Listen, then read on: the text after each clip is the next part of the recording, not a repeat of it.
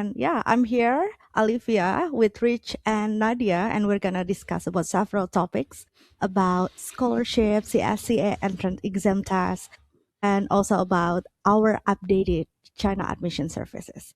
So hi Nadia, hi Rich. Hi, Hi Alicia. How are guys. you? Hi, I'm good.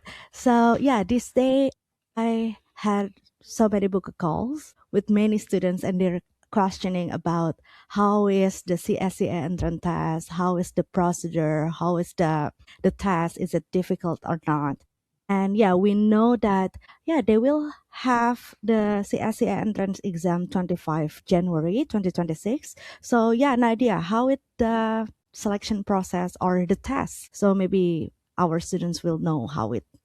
Yeah, I think it's basically a relatively new thing. So maybe some students are not, maybe they're anxious about it because previous years we don't have CSCA. It's been here since December. So December was the first inaugurational test. So it was on December 22, I believe. And then the next one is in January, but registration is already closed. But so far, I think it's basically like a standardized test for Chinese universities to measure the international students' readiness to, like, in terms of their academics and also in terms of their language and like basically general readiness to join the programs at their university, because like international students, they come from different backgrounds, various educational standard, various educational backgrounds too. So the from this country and that country may not be the same. So I think that's why CSCA is created in the first place, to make sure everybody has the same standard and everybody is ready to join the education at Chinese universities. And then also, yeah, basically it covers a wide, like several subjects in the CSCA exam itself, like mathematics.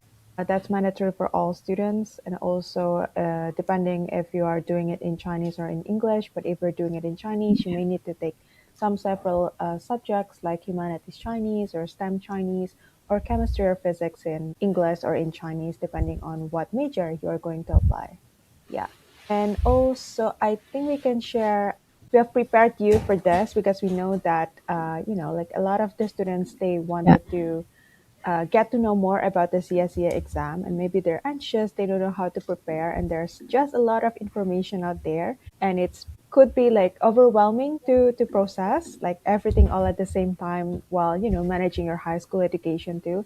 So we have actually prepared a guide for international students that they can use to help them prepare for the CSCA exam. And then in the guide, they will find all the information that they need, including what exams covered by CSCA, and also what are the language of the CSCA exam. This is the guide that we have prepared for students, including the structure for the CSCA exam. They're all like multiple choice questions, and then the time limit for the CSCA exam. So we have summarized everything, like every important information possible covering CSCA. Everything is there in the guide, so they know what they need to prepare and how they can best prepare for that. Yeah, of course, ultimately they can always as well revert to the official CSA website for the most up-to-date information, and also for registering for the CSA exam. But yeah, they now have to include the CSA as a part of the application process, meaning applying last minute is no longer a viable option for them, Mhm. because then they have to fit the CSCS schedule in the application process. So we would suggest to apply as early as possible, especially to schedule your CSCA exam in advance. I think if you miss the January one, there will be March exam schedule for the CSCA. The registration will open soon, maybe by February-ish, or for the registration. So you can double check in the CSCA website. That's where you can also find the study guide, basically like the exam syllabus for each of Mhm. the exams, like mathematics, physics, chemistry, humanities, and STEM Chinese. Like you can see in each of the syllabus what will be included in the CSCA exam. So at least students know what to prepare, because to say that it's the high school level mathematics, it's a bit broad, and some of them may be, how to say, like afraid as well, what if I don't study well, things like that. So I think you can refer to the syllabus in the official CSA website, and also in the guide we have also included Mhm. some of like the main topics included for each subject, so you can best prepare for that. then based on our previous students who took the CSCA in December, so she said that it's actually went pretty well. And then Mm-hmm. the questions and everything are not as difficult as she imagined.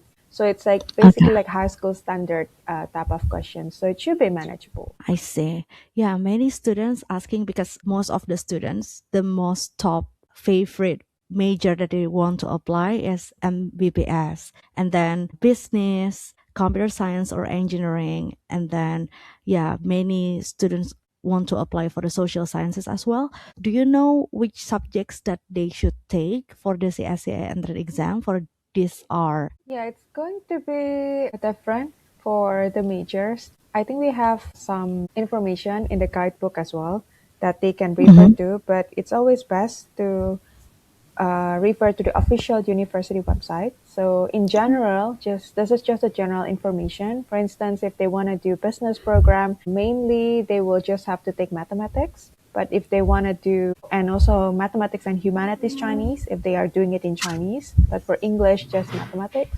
And then if they are doing MBBS, it's likely going to be math and physics. But there are some universities that may require math, physics, and chemistry. So it all depends on what each university requires because they may not be the same. And then if they're doing it in Chinese, they also have to take the STEM Chinese one. And if they're doing engineering, computer science, it's usually math and physics. Or for them who are doing it in Chinese, then it's going to be math, physics, and STEM Chinese. Yeah. But it's always best to double check the university website because, as I mentioned, some university they may have their own CSCA requirements. So what's required by this university may not be the same with what's required at another university. I see. Is there any materials that a student can learn before the test as a reference? I think for that they can refer to the syllabus in the official CSCA website, and then they can download the syllabus on the Yeah. official CSCA website. So they have prepared the syllabus for each of the sub exam subjects, and then if later you check in our guide for the CSCA, you can also see Mhm. the like we have summarized what are the subjects, sorry, what are the topics that will be included for each subject. Mm. So far, Yeah. they are the only resources available, but they can also refer to some previous entrance exams, like sample questions, let's say from other university, like from Shanghai Jiaotong, for example, or other unis that have published their sample or exam outlines before. So I think they can also use that for studying. During the test, is there any rules and regulations that the student need to follow? Of course, yeah, there are some rules that they have to follow. I think the most important one is related to security, to basically Mhm. ensure that one, students do not leak the test paper and they are doing it honestly without cheating in any way. The CSCA they have published some rules on what students need to prepare, including the technicalities, like in terms of your devices, things like that, what you need to prepare, and also the two device setup guide that you need to have the main camera in front of you, but also a secondary webcam from behind you to shoot from behind you, basically to Mhm. ensure that it's like for secondary proctoring because it's going to be online, right? So there will be Yeah. no person, like no person Yeah, who no one in the yeah, yeah, room yeah, no one in your room. except There's you. going to be no one in your room, right? There's no teacher or whoever who's going to like pay attention to you. So everything is online, so Mhm. that's why you have to set it up that way. And then another thing is you're not allowed to bring any papers, no calculator, Thank no you. phone, no books. You can bring like a whiteboard, like a small whiteboard Mhm. where you can use it for like as a scratch tool to maybe like Mhm. try for like accountings, things like that, or like write something. But then at the end of the exam, you have to show it in the camera that you have wipe off everything. So they have the whole regulations, and we have summarized that as well. Everything is in the CSCA guidebook. Okay, that's amazing. And some students still questioning how much the price for the test because we need to pay for that. So maybe can you tell us how much is that and then when the result will be released after the test? So to take just one exam subject, they have to pay Mhm. 450 Chinese yuan, and that is how much in US dollar? I think that's about 60? About? 65, yeah, 65 Mhm. USD for just one exam subject. But if they're taking like two or more subjects, then they have to pay about 700 RMB. So that is about 100 USD. And then Yeah. to pay, I think a lot of students may be worried because a lot of Chinese websites or university portal may not be Mhm. very friendly with international payment methods. But in Mhm. CSCA, you can either pay with WeChat Alipay, but also online as our international bank cards like Visa, Mastercard. So I think Okay. many students do not need to worry about that. And then after taking the test, approximately they will release you the results in about 7 working days. So Ah, it's pretty that's quick, that's yeah. fast. Yeah. Yeah. And then yeah, I think there's also another topics that the students keep asking during the consultation, which is the scholarship. Mm. Because now it's January already, and then the Chinese government scholarship and also the other provincial scholarship already open applications. So, what is the differences between Chinese government scholarship type A and Chinese government scholarship type B, and who are eligible to apply? Yeah, I think the main difference, like these are all fully funded scholarships and they're very popular, right? Like a lot Mhm, of mhm, students know about it. Like I think everybody knows about this. I think the main difference is just how to apply for it. So for the mhm, CSC Type A, since it is a bilateral scholarship, so it's between China and your country. So technically, you have to apply through the Chinese embassy in your home country. But the other mhm. one, CSC Type B, it's the university scholarship. So you have to apply through the university itself. I think that's the main difference. And also the programs that it covers, that would be the second differences. So for Mhm. CSC type A, normally it can cover from undergraduate to postgraduate programs. But then for CSC type B, it's mainly just for postgraduate programs. So for masters and PhD. I see. And speaking about the eligibility, is there any age requirements or maybe academic performance, like the minimum GPA that you can apply? How is it? Yeah, so there is a whole complete comprehensive policy and requirements for the CSC scholarship. We also have a guide for this. So, yeah, we know that this is another hot topic that students are often asking. And every year, everyone is excited to apply for Chinese scholarships, be it Mhm, from the Chinese government and also from the local government, whatever. That's why we have this guide to China scholarships. So in terms of the eligibility requirements for CSC, they have age limit to apply. I think it depends on the program level. So for instance, if you're applying for bachelor's, then the age limit is up to 25 years old. If you're applying for master's, it's up to 35. And then if you apply mhm, for PhD, it's up to 40 years old. So mhm. everything depends on which program level that you're trying to apply. And also the requirement may be different from one scholarship type to another. Like you can see now, there are CSC type A, type B, but there are also other type of scholarships, let's say MAFCAM scholarships or International Chinese Language Teacher Scholarship, or the scholarship from the university, from the local government scholarship. And then even for CSC, there are segmented CSC. So for students from EU, from ASEAN, from Pacific Island, there are other Mhm. types like Yes China, China Link scholarships. So there are so many options that students can choose from. Okay. And then what kind of profile that the Chinese government scholarship looking for the awardee? I think obviously it's going to be like the best students because they Mm-hmm. do also have a quota for these type of scholarships. Of course, they're looking for the best students to apply. So not just like age requirements matter, like fulfilling the age and nationality requirements.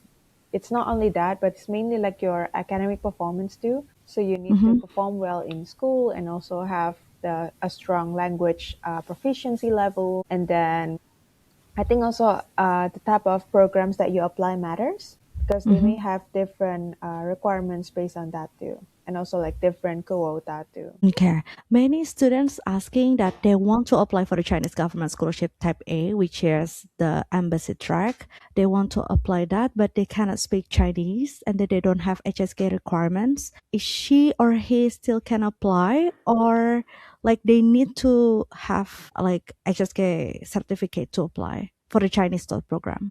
I think generally speaking, right, if they Hmm. are trying to apply for Chinese taught program, they must have HSK certificate. But I've also seen cases where I think this is Hmm. extremely common for bachelor's students. So those who are getting the CSC scholarship to study bachelor's program, but because the bachelor's program are going to be in Chinese that are covered by CSC, so Yeah. usually they also get like 1 year of Chinese language preparatory program provided, Hmm. like also sponsored by CSC, but it could be at Okay. another university. And then they have to pass HSK level 4 exam and also the Okay. CSCA for 2026 intake. After that, they can Hmm. transfer to their desired bachelor's program. Okay. So, what is the minimum requirement if they want to apply for the CSC Type A?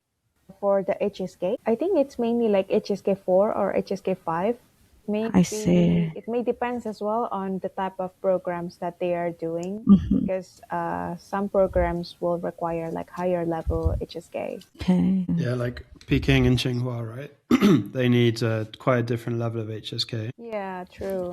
Like for Peking, for instance, if they want to do bachelor's program at Peking, you have to reach HSK level 6, something like that. So it will be different. And then there are cases where the university will specify, like if you're doing engineering program and if you're doing like social science program, you will be required to provide different level of HSK. Yeah, some will require higher level of HSK. I see. And how competitive is that? Can you give some tips and tricks for the student to get admitted? So at least they have a chance for that. I think it's getting more and more competitive. Okay. From my era, which is almost 10 years ago, Hmm. I think it's like comparing nowadays to like when I applied for this scholarship 10 years, almost 10 years ago. It's like way more competitive than ever because it's getting more and more popular. And also Hmm. nowadays, I think CSE have a limitations where you may only apply for like one CSE per year. Because in the previous years, I think a lot of students they try to apply like for multiple universities or like multiple streams to apply for CSE, but nowadays there's a limitation for it. And I think the limitation also shows that there is like a huge number of applications that they are getting in every year. So that's why they impose a limitations now. So it's like more strict and also more regulated. Yeah. And what are the coverage of the scholarship? This is the interesting topic. Yeah, I think it also what makes people are very excited about this scholarship because it covers everything from Hmm. your tuition fee to your dormitory, and then Yeah. also they will give you monthly stipend depending on the degree level. I think for bachelor's you'll get about 2,500, and then Hmm. 3,000 RMB for masters and Hmm. 3,500 for PhD. So it's a pretty generous amount. When I got the scholarship, yeah, a long, long time ago, I think 3,000 RMB to live in Beijing it's very sufficient. I can even save a bit. So I think it's more than enough to cover your expenses for a month, and they cover everything basically until you graduated. How about the accommodation? Yeah, accommodation is also covered. That's why in a lot of universities, especially in big cities, they may have the like limited dormitories, right? But I think it's also reserved mainly for the CSC students because you are guaranteed like you will get your accommodation covered as a part of the Hmm. scholarship. Yeah, I think that's really very interesting topic that that we discuss. And yeah, definitely many students asking how to apply to the Chinese universities, how to apply for a scholarship, and then they book a call with us with China admissions, and then they need us to help them to apply to the Chinese universities. And we just knew, yeah, we have our updated survey. So yeah, maybe we can discuss about China admissions. So yeah, Nadia, how is it? Like China admission's been evolving for sure for so many years. And then in 2026, I think there's a recent update about this. So some students may be asking like, why can't we apply to China admissions? Why can't we apply to China admissions directly anymore?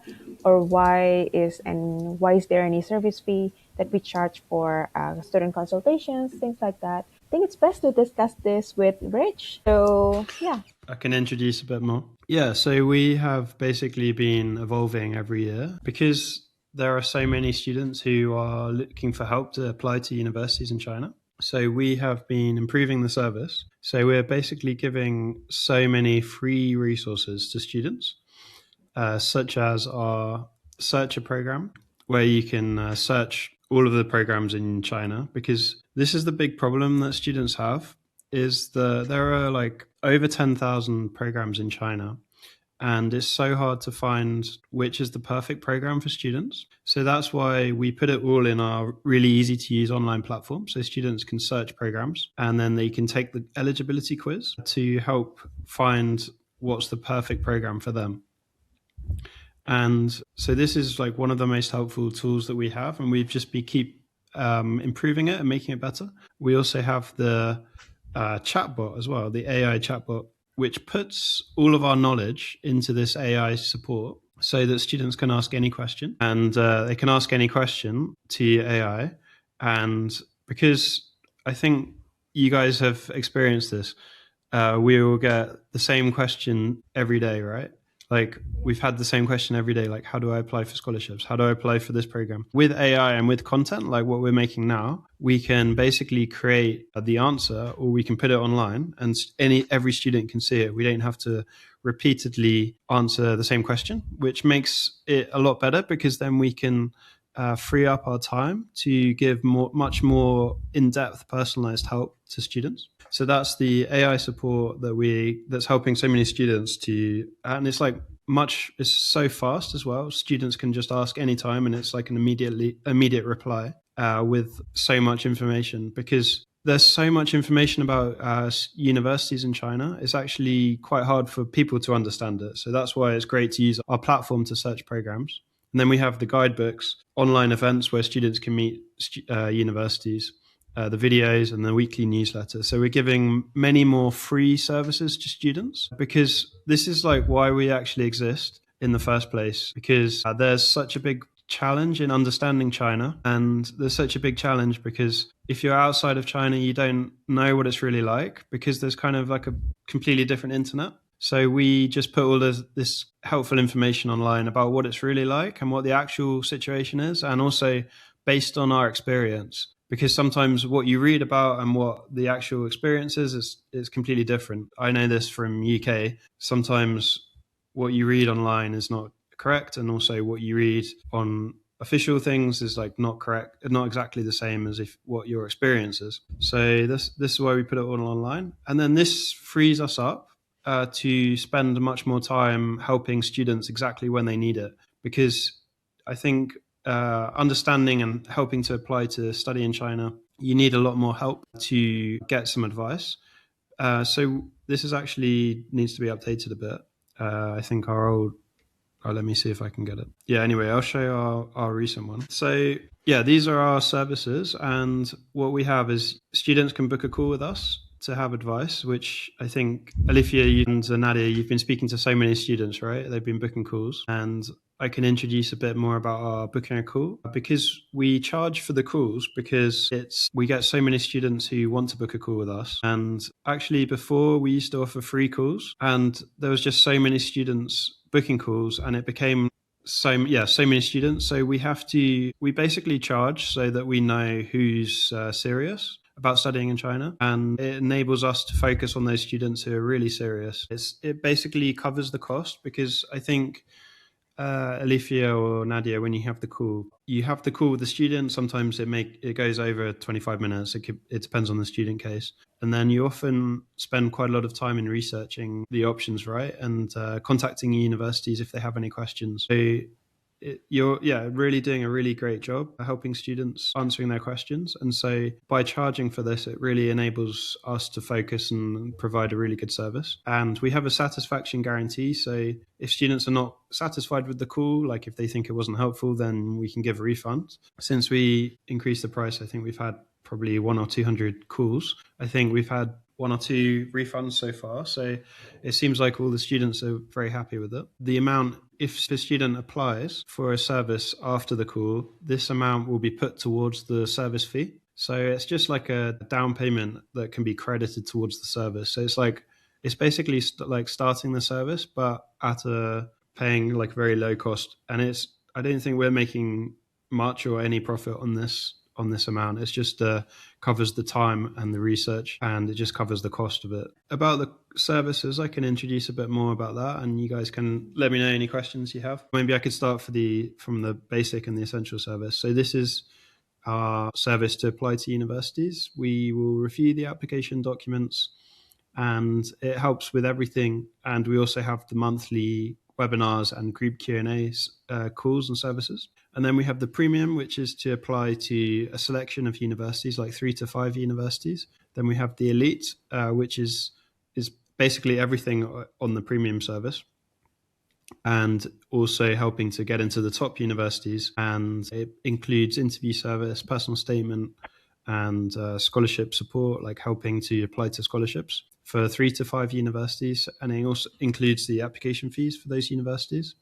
And then the tier 1 is, it depends how early students apply, but this is usually from 3 years in advance, applying to a top university in Chinese. And it also includes assessing the Chinese level, because I think that's one of the big challenges many students have, is what is their Chinese level? Because to get into these universities, the top ones, it's really competitive, have to be the same level as Chinese students. And in China, it's one of the most populous countries in the world. So there's so many talented people. So they have to have a really high academic level. And here we give support by introducing and having mentors who help the student to prepare for the application process, and by doing a sample project, which is equivalent at university level. And this includes something that students can submit when they apply. And then it's also much more support through the application process to help students apply to those universities. We also have students can just use our platform to search programs, many programs that students can click through and then apply directly on our platform. So, for example, like some of these that they can apply to on our platform, some of these will redirect to the university to apply.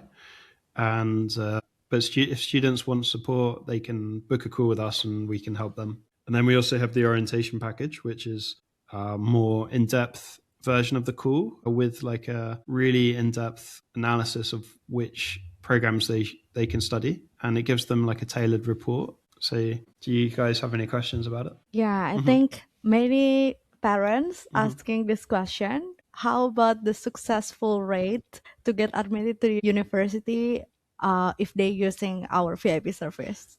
Because we apply to a selection of programs, basically we'll check before the student applies. In the last year, we have which we can publish as well, our success rate. I believe it's over 80%, more than double what students would get if they apply directly. Partly that's because we do check first whether students are eligible. So we do a lot of the work before confirming whether we can help students. And I know that we do have quite a lot of discussion when students contact us, like which programs can we help them apply to? And we won't proceed if we think there's not a high chance of getting into those universities. And we will help them to apply to other universities and have that. And then we will prepare the contract, which shows which has a refund policy. So if students not accepted, they can have a refund. Depends on the agreement, but usually it's a refund of the majority of the service fee and not the application fee, which is paid to the university. Otherwise, we can also apply to additional universities for the student. But a lot of it comes down to the first stage where we're discussing with the student about where they should apply. I think there's probably two kinds of students that we speak to. There's some students who they only want to go to the top university, but maybe they don't have the grades. So we sometimes have to say we need to apply to some backup universities like are more suitable to the level,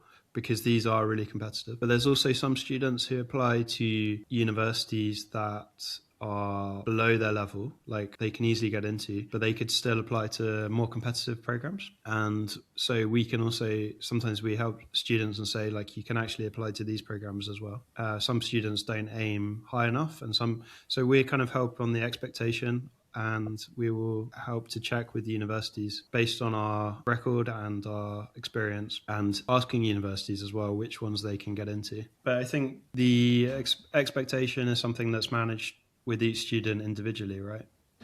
On a case-by-case basis, because it's all quite different. So, given that we have several application services for students, what do you think Like how do you think which package would be more suitable for which students? Like how can they best decide which level of services is more suitable for their case? Yeah, so I think the basic or the essential service is for students who are looking to apply to universities, and it kind of depends a bit more on how much time they're willing to spend in researching themselves and maybe the level of university that they're looking for. Basically, if a student has more time to research and they're not applying to as competitive a university, then they don't need the higher level one based on those two things. So if it's like a mid-range university, then the basic or the premium would be more suitable. But as it gets more competitive, then it would be on the higher end. But it's something that I think is discussed with the student on an individual level. Do you guys agree with that? What do you think,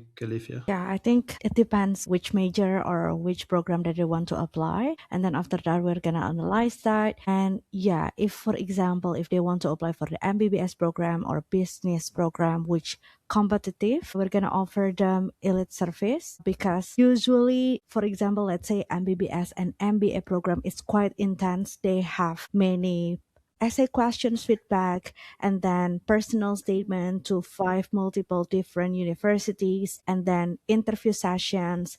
They will also create the video introduction of their professional work, or maybe for the undergraduate level they need to introduce themselves in 3 minutes video length, and then they need to tell about their achievements and everything. So basically it's quite intense from our admissions team and our counselor to maintain everything for them. And then it's really like a 1 year mentorship program before they apply to the university. We checking all of their documents, make sure all of their documents valid, and we also make sure that they have a good quality profile because we collaborate with many universities, and then we understand what kind of profile will get admitted to those university, especially if they want to apply MBA, the GMAT, and then the GRE. If they want to apply undergraduate studies in the top universities, we need to check their SIT, ACT, or maybe IB score and everything. I think the main thing is that students need to apply really early when they're applying to these universities, because now in Yeah. January for 2026 intake, many of the top universities is already going to be quite late. Even after Spring Festival, there's like a massive, just so much better to apply early. And that's the main thing. So we have students who are interested in 2027 now, and it's good to start Yeah. as soon as possible, thinking and planning about it. That's probably the most important thing. And we're actually going to limit, I think this is one of the big changes this year, is that we're limiting the number of students that we're helping, because so that we can invest and focus more on the content and the platform and the events, and helping more students by Yeah. giving as much free information as possible. And so we're limiting it. So that means we can provide really, keep making it like the best service that we can, limited so that we're helping our current students as much as possible. And we'll be closing it early, like limiting the number of applications so that we can really help those students who apply early. That's kind of one of the main things, I think, because the economy is really changing now. It's like in the AI age and in the digital, as things become more digital, the quality becomes much more important, and it's necessary to just become much better at everything. And so it's true for students, it's true for our platform. Like, we have to just be the best, have the best content, have the best platform, have the best information, and have the best service. And a lot of that is just by doing less stuff. If we're trying to just help every single student with our service, it's just not scalable. That's why we have to kind of limit the service and just focus on the content and the platform. So that's the kind of strategy to just keep raising the quality. And I think students may not realize that it's always best to start as early as possible. So I think you mentioned that it's like a mentorship, whereas we help them start Three, like even from a year up to before. 3 years, yeah. And yeah, I think some students, they don't understand what's the benefit of like starting that early. So maybe you can like try to share again? Like what's actually the real benefit of start building your application that early? Actually, there's some students who come to us and they say, like, I want to apply in 2029. I want to study in 2029, and then I'll come back in 2028. Mhm. Mm-hmm. Then at the same time, we see so many students who are applying to top universities like last minute, and there's just not enough time. A lot of students think that they have loads of time, and there's like a culture of waiting Yeah. till the deadline. It's quite dangerous when you apply to university because all of these extra things, all these extra steps, like you need to prepare the documents, you need to prepare for the exam, and then you already have your current university exam, right? Your current university things. So it's really essential to start as soon as possible. And if they start like 3 years early, 2 or 3 years early, then we can start to create a plan and a schedule and then check back at these times and then help them through it. It's really valuable and it can really help increase their chances. And because a lot of the reasons students don't get into the top universities is something to do with the Chinese or the academic level or the profile. And to fix and or to like improve any of those things, there needs to be some activity like some trip